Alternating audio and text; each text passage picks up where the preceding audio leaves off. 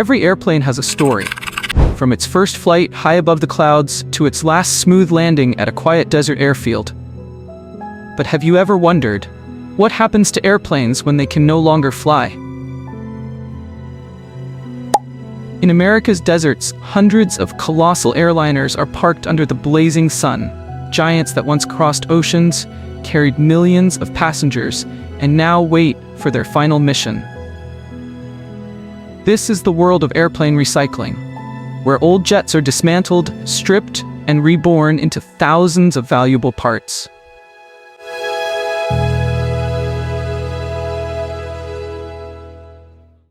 A process so massive, so precise, and so essential that it quietly fuels the aviation industry itself. Before we go inside this incredible world of flying giants meeting their second life, take a second to subscribe and hit the bell. Because we're diving deep into one of the most fascinating recycling operations on Earth. In the deserts of Arizona, California, and New Mexico lie some of the world's largest airplane graveyards. From the sky, they look like a frozen fleet. Thousands of aircraft parked in perfect rows, wings glistening under the sun.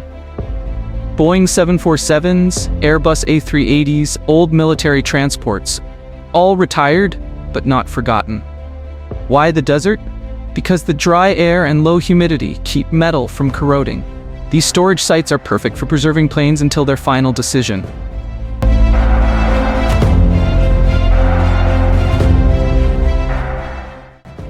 Whether to fly again or to be dismantled for parts. Each aircraft is worth millions, even after retirement.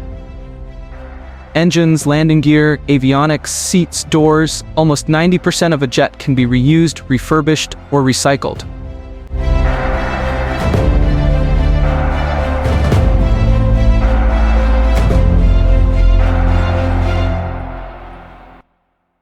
That's where the journey begins, in the airplane recycling facility, where aviation meets industrial engineering on a massive scale. Before a plane is dismantled, it must first be prepared. Technicians drain every drop of fuel, hydraulic fluid, and coolant.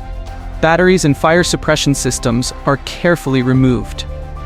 Inside, seats and interior panels are stripped. Overhead bins, windows, galleys, lavatories, all taken out piece by piece. Even the carpeting is rolled up and sent for recycling. Each part is tagged and cataloged in a massive digital system.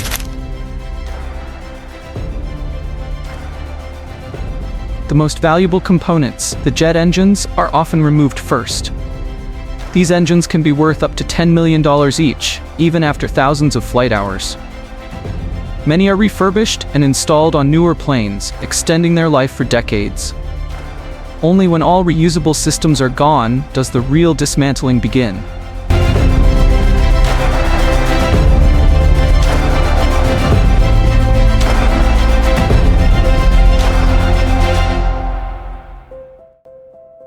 Now the heavy machinery moves in. Giant cranes lift the aircraft and place it on support structures. Technicians, armed with power tools and cutting torches, begin the delicate process of separating the fuselage, wings, and tail. It's like performing surgery on a metal giant.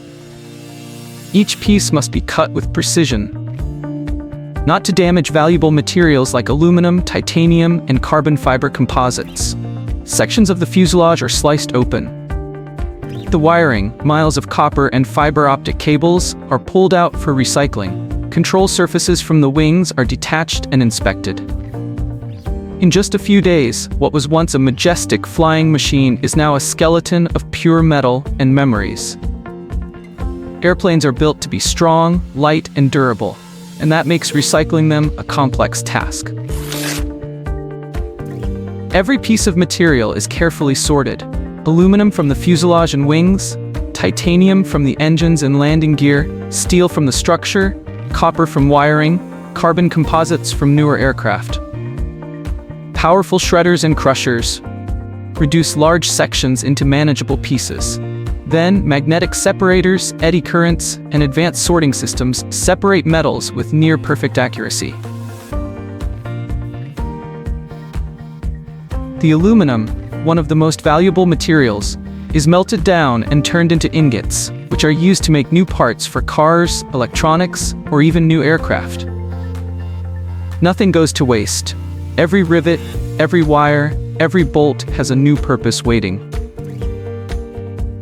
The concept of airplane recycling began in the 1970s, but it truly took off in the early 2000s as fleets aged and environmental concerns grew.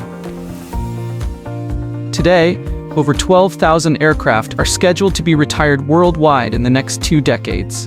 And the US leads the effort with state-of-the-art recycling centers like Aircraft End-of-Life Solutions, AFRA, and the Mojave Air and Spaceport. Their mission, to recover 90 to 95% of an airplane's materials safely and efficiently. From an engineering standpoint, it's an incredible achievement, turning what was once waste into valuable raw materials for the global economy.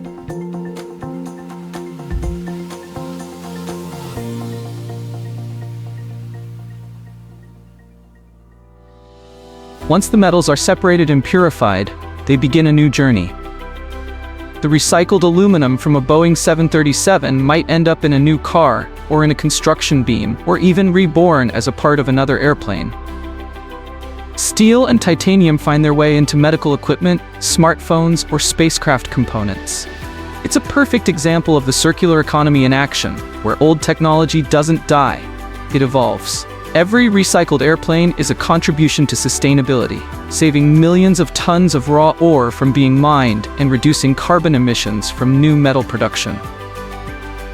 Among all airplane parts, the engines are the crown jewels.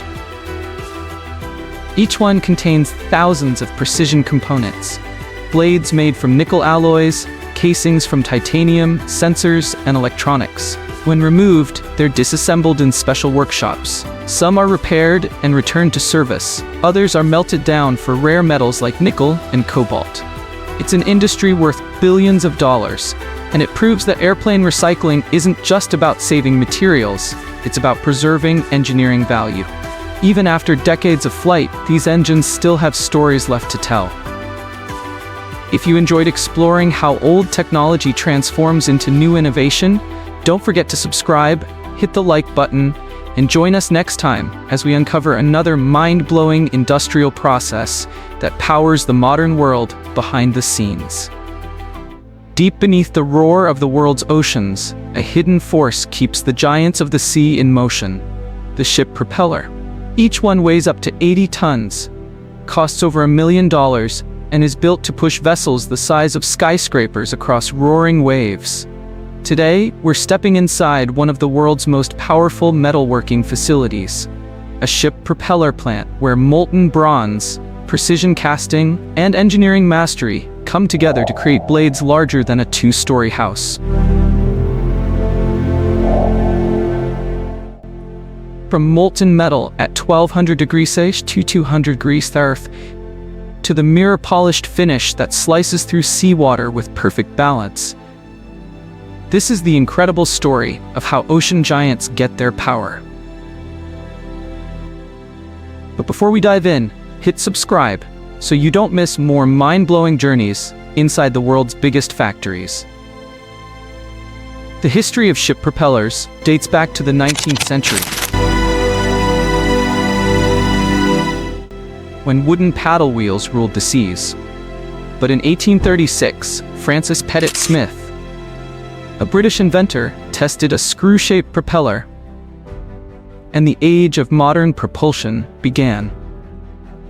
By the 1900s, propellers evolved into the giant bronze masterpieces we know today. Each new generation brought improvements, better alloys, hydrodynamic modeling, and computer simulation. Today's factories combine traditional foundry art with robotic automation. Future propellers are already being designed with 3D printing, smart sensors, and self-healing coatings that resist corrosion automatically. Even now, naval engineers are testing electric propulsors and variable pitch blades for hybrid vessels. But no matter how far technology goes, one truth remains: the power that moves the oceans begins here, in fire, metal, and human ingenuity.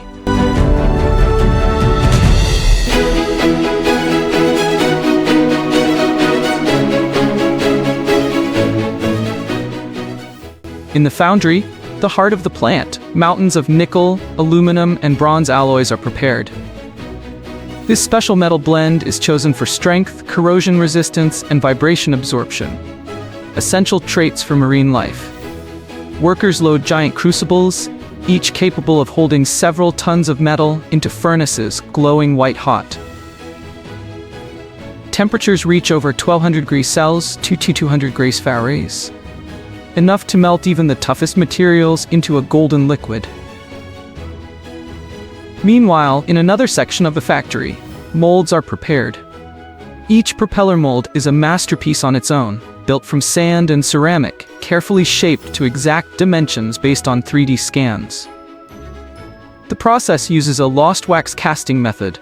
A wax model of the propeller is made, coated in multiple layers of ceramic, then heated to melt out the wax, leaving behind a perfect cavity for molten metal.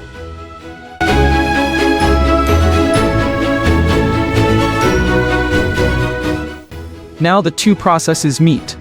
Molten bronze is poured slowly and steadily into the mold. The liquid metal fills every crevice, bubbling and glowing as sparks fly. It takes dozens of tons of molten alloy to create a single blade. Once filled, the mold is left to cool for several days. As it solidifies, the alloy crystallizes into its final structure, dense, strong, and flawless.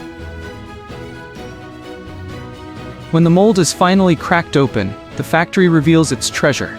A raw, solid, rough-surfaced propeller, the size of a small house, still warm, but ready for transformation.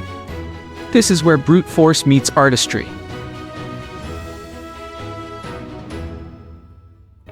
Now that the casting is done, the heavy metal artistry truly begins. Each raw propeller is lifted by massive overhead cranes, each capable of carrying over 100 tons. The piece is placed on specialized machining platforms, where giant robotic arms and CNC machines get to work. The first stage, forging and trimming.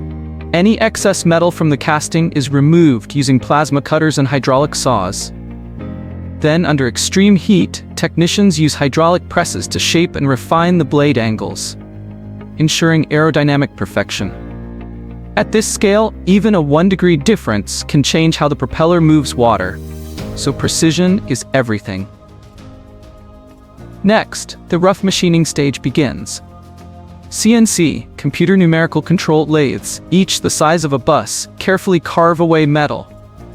Following digital blueprints accurate to within 0.2 millimeters, the machines move slowly, deliberately, each pass taking hours, sometimes days. Then comes fine machining, where the true shape and shine emerge. Special polishing tools grind the metal into its final contours, bringing the mirror-like finish that defines marine propellers. This polishing isn't just for beauty, it's about performance. A perfectly smooth surface reduces drag, boosts efficiency, and prevents corrosion. The process takes weeks of continuous work, with engineers constantly measuring, testing, and adjusting. Once machining is complete, the propeller undergoes dynamic balancing. It's mounted on a giant rotation rig and spun at high speeds. Sensors detect even the tiniest imbalance, and technicians adjust by removing or adding grams of weight, until the rotation is perfectly smooth. Imagine an 80-ton chunk of metal balanced with milligram precision. That's the art of modern engineering. Even after machining, the propeller isn't ready yet. It must undergo rigorous testing to ensure it can survive decades of work beneath the sea. The first step is ultrasonic inspection. Technicians use sound waves to scan deep into the metal, looking for hidden voids or cracks. Even a single air pocket could compromise the blade's strength. Next, the propeller goes through X-ray analysis and dye penetrant testing, ensuring every weld and joint is flawless. Then comes mechanical testing.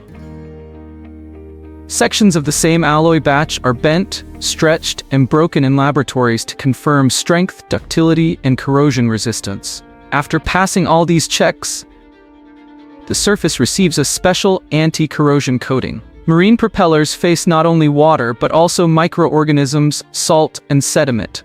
all of which can erode metal over time. Finally, the propeller is placed on a massive test stand, where it's rotated under load to simulate real ocean conditions.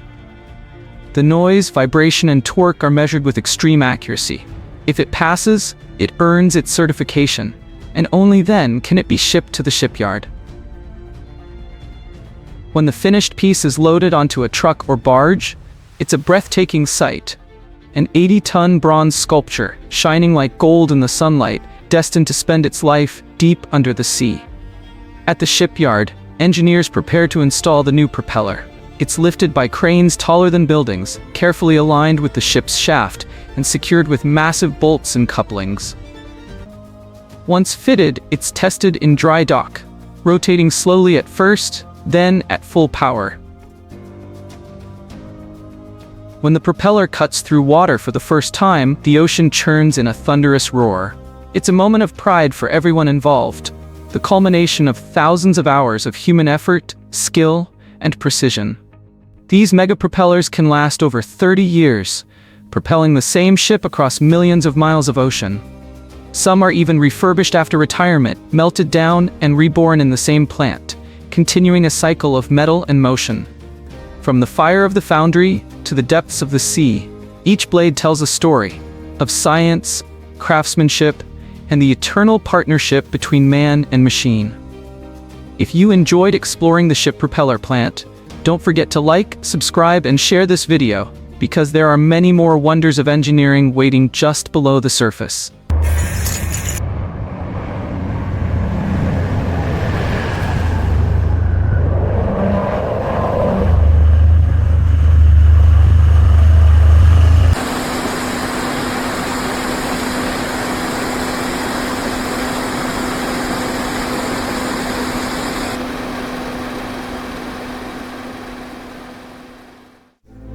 They're taller than a man, heavier than a small car, and strong enough to carry hundreds of tons across the harshest terrains on Earth. These are giant mining truck tires, true engineering marvels standing over 4 meters tall and weighing more than 5,000 kilograms each.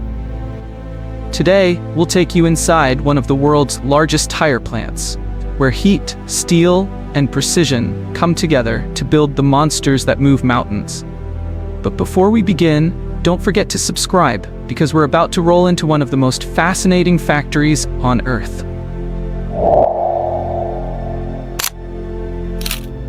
Mining trucks are among the largest vehicles humans have ever built, some standing 2 stories tall and carrying up to 400 tons of rock in a single load. And without their massive tires, none of that would be possible. A single tire for these machines can cost over $40,000 and must survive extreme heat, pressure, and sharp rocks in mines across America, Australia, and South Africa. Unlike normal car tires, these giants are built almost entirely by hand, each layer crafted, measured, and molded with precision.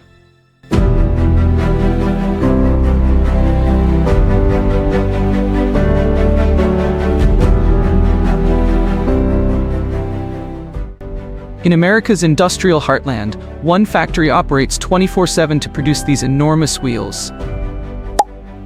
Here, thousands of tons of raw rubber, steel cords, and fabric are transformed into tires that can endure temperatures of 50–120 Faber and forces strong enough to crush steel beams. But how exactly do you make something this massive, yet perfectly balanced and reliable?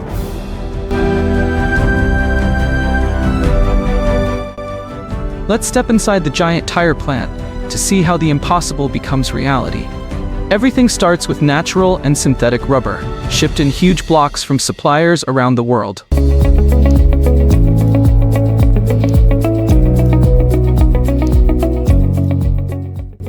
At the plant, these materials are mixed with carbon black, sulfur, and chemical agents in massive machines called Banbury mixers.